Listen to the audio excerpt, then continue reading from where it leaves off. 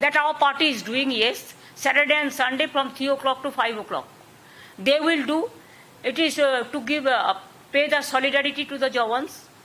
And number two, condolences for the Bir Jawans who sacrificed their life for the country, the motherland. उसका परिवार कोई है तो उसको घर में जाके भी उसको श्रद्धांजलि निवेदन करेंगे. हम पॉलिटिकल ओर से बात को नहीं देखते हैं. बहुत सारे लोग देख रहे हैं. आप लोगों ने देखा, आज तक मैं कोई टिप्पणी भी नहीं काटा. मैं मेरे को पार्टी को भी नहीं कहने दिया. गवर्नमेंट का साइड में से भी कोई कुछ नहीं बोला. लेकिन देश को, जवान को श्रद्धांजलि और जो सैक्रिफाइस किया है देश के लिए, जिंदगी चला गया, उसको तो श्रद्धांजलि देना हमारा कर्तव्य है.